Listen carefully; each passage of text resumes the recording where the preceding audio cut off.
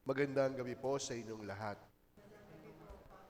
Meron pong kasabihan sa Ingles, we could never really underestimate the power of appearance. Ibig sabihin, talagang mahalaga kung ano ang nakikita ng mata. Kung kaya nga po, gamit ang mata, madali nating husgahan ang ating kapwa. Kahit pa mga bagay at pangyayari, base sa kung ano nakita ng ating mga mata. Base sa kung ano ang kayang makita ng ating paningin. At ang ating pamantayan sa paghusga ay kung ano ang siyang nakikita ng mata. Sabi nga, to see is to believe. Kaya nga po yung mga TV commercials, mga advertisements, ay tunay na nakakapag-anyaya sa bawat customer na subukan ang kanilang produkto. Dahil maganda yung ipinakikita, maganda ang siyang nakikita ng mata. Pero ngayong gabi, ano po ang paalala sa atin ni Jesus? Huwag lamang po tayo makontento sa kung anong kayang makita ng mata. Huwag pa kasiguro sa kung ano ang sa tingin lamang. Sapagkat marahil maganda sa paningin, pero hanggang doon lang. Hanggang panlabas lang. Isa po sa mga nobelang natapos ko nung ako ay nasa high school ay ang nobelang isinulat ni Saint Anton de Exupéry, ang nobelang pinamagatan na The Little Prince. Ang sabi niya, what is essential is invisible to the eyes. It is only through the heart that one can see clearly. What is essential is invisible to the eyes.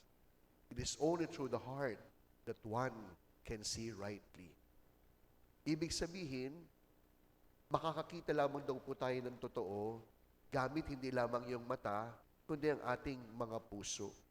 At marahil, ito po yung nakaligtaan ng mga eskriba at pariseyo. Dahil mahilig silang magpakitang gilas. Habi nila ang magpalabas. Sapat na sa kanila na mapanood o makita. Makita ng iba yung kanilang kabutihan na ayon sa kanilang nakikita ng panlabas. Kaya nga po kahit po yung pagsunod na sa batas ay puro pakitang tao lamang, puro panglabas.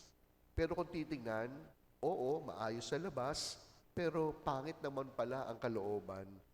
Parang mga mapuputi at malilinis na nicho, pero puno naman pala ng uod sa loob nito. Kaya ngayong gabi, pinapaalalahanan po tayo.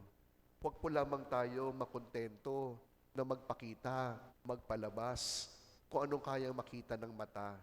Sapagkat kung si Jesus ang tatanungin, ang loob ang siyang mahalaga. Ang hindi nakikita ng mata, ang siyang importante, na siyang tinitingnan ni Jesus, ang laman ng puso, ang laman ng kalooban. Kung ang kapwa, panlabas ang tinitingnan, ibahin natin ang Panginoon. Gaano man kaganda ang panlabas, ang laging binibigyan ng kahalagahan ang mga bagay na lampas sa ating paningin. Kaya sa panghuli, malalaman natin ang tunay na tayo kapag walang nakakakita. Malalaman natin ang tunay na tayo kapag walang kamera. Makikita natin ang tunay na tayo kung ano ang siyang nasa loob.